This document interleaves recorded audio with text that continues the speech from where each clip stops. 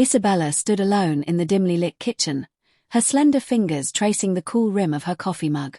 The silence wrapped around her like a heavy cloak, broken only by the faint hum of the refrigerator and the steady ticking of the clock on the wall. Its red digits blinked past midnight. Daniel still wasn't home. Her chest ached, not with anger, but with something deeper, something hollow. Worry. Since marrying Michael, she had tried time and again to bridge the distance between herself and Daniel, but the boy had built a fortress around himself, one she couldn't seem to breach. Every attempt left her standing at the edge, hands empty, heart bruised. A sudden crunch of footsteps on gravel yanked her from her thoughts. Her breath caught as the front door creaked open, the sound slicing through the house like an unwelcome memory. Daniel stepped inside, his shirt torn near the shoulder, streaks of dirt smeared across his jeans. His face was pale, his expression drawn tight in exhaustion, and something else. Something darker. Fear. Unease. "You're late," Isabella murmured, her voice low, careful, as if speaking too loudly might shatter the fragile space between them. Daniel barely glanced at her, his tired, distant eyes flickering toward the floor. He mumbled something indistinct, then trudged past her like a ghost, disappearing down the hall. "Wait."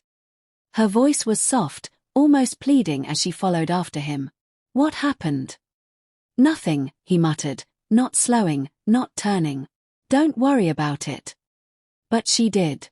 She always did. The tension clung to him like a storm cloud, heavy and ready to burst. She stood there long after his door clicked shut, wanting to press further, needing to, but afraid that one wrong word might push him even farther away.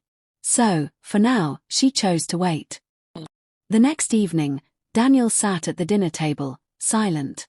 He barely touched his food, his fork pushing cold peas in slow, absent-minded circles. Michael, ever the peacekeeper, attempted to break the silence. "How was school?" he asked lightly. Daniel shrugged. "Fine." A short, empty word. Isabella watched him carefully. There was something different about him tonight. His usual guarded demeanor had shifted. Now, he was restless, anxious, like a bird ready to take flight but uncertain of where to go. "I'm heading out," Daniel announced abruptly, shoving his chair back. Michael, trying not to sound alarmed, asked, "Where to?" "Just out." Isabella's gaze met Michael's across the table, silent concern passing between them. Something wasn't right. Later that night, a thin sliver of light peeked from beneath Daniel's door.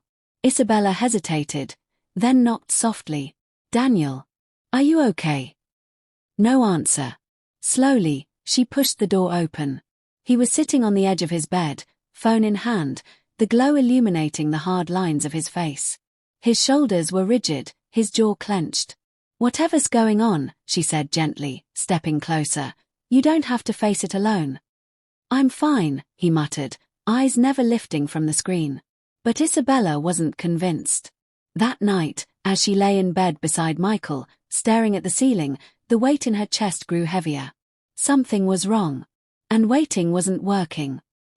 The following evening, as the sun dipped below the rooftops and shadows stretched long across the pavement, Isabella made a decision. When Daniel left the house, she followed him.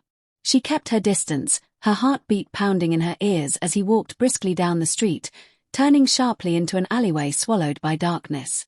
She crept closer, her breath shallow, each step stealing a little more of her courage. Then she saw them.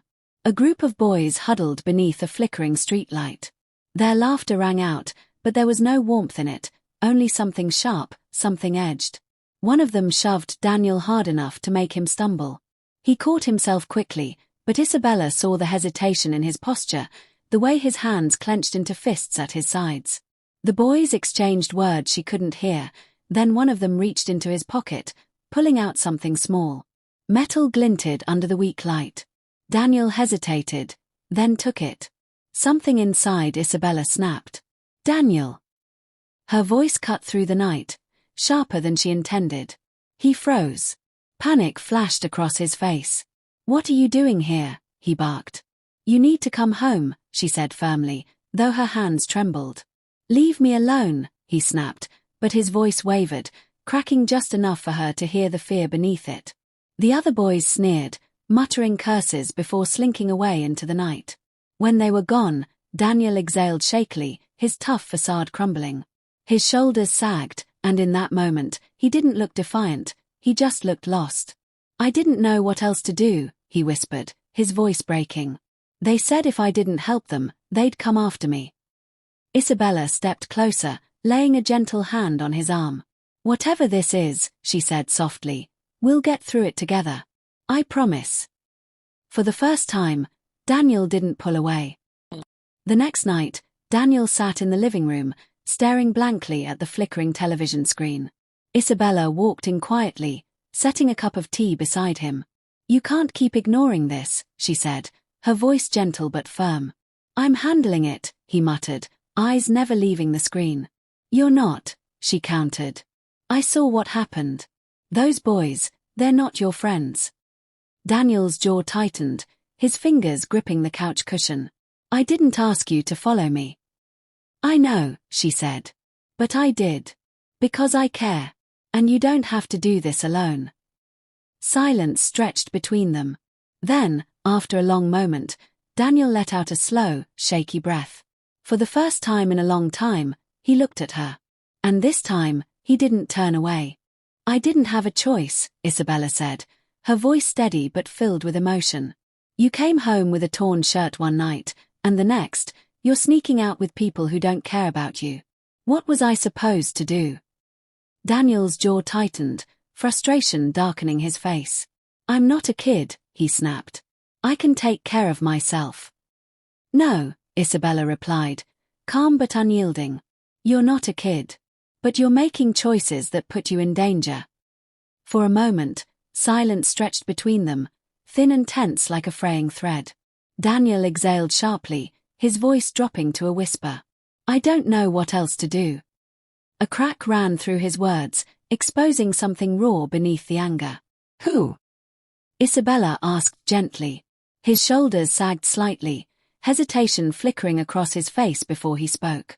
"Jason and his guys." He swallowed hard. "After Mom died, I didn't know how to deal with everything. They made me feel like I belonged, at first. But now they won't let me go." His voice wavered, shame creeping into his tone. "They say I owe them." A cold knot formed in Isabella's stomach. "Owe them what?" "Favors."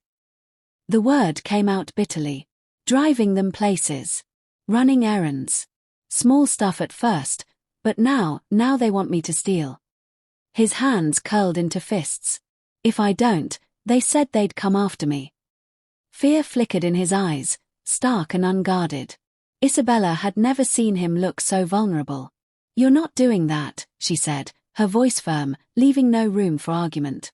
"I don't have a choice," Daniel whispered, his words almost lost in the heavy air between them. "You always have a choice," Isabella countered. "And I'm not going to let you face this alone." He scoffed, shaking his head. "You don't get it. They know where we live. They know about you and Dad. If I don't, you think I'm afraid of them?" Isabella's voice sharpened, a quiet steel beneath her words. "No one threatens this family. Not while I'm here." Daniel stared at her, doubt flickering in his eyes. "I need you to trust me," she said softly. "Let me talk to your dad. We'll figure this out." Daniel let out a hollow laugh, shaking his head. "You think Dad's going to fix this?" His tone was laced with bitterness. "He barely talks to me." "Because he's scared," Isabella admitted. "He doesn't know how to reach you." Daniel sighed heavily, running a hand through his hair. "I can't drag you into this." "You didn't drag me into anything," Isabella said. "You're part of this family. That means we face things together." For a long moment, he just looked at her, as if weighing whether to believe her. Then, slowly, he nodded. "Okay," he whispered. Relief flooded her chest. "We'll fix this," she promised. And for the first time in a long time, Daniel believed her. But Jason didn't back off easily. That night, Daniel paced in his room, the glow of his phone casting sharp shadows across his face. It vibrated in his palm, Jason's name flashing on the screen. "You've got one more night. Don't forget." Panic surged through him.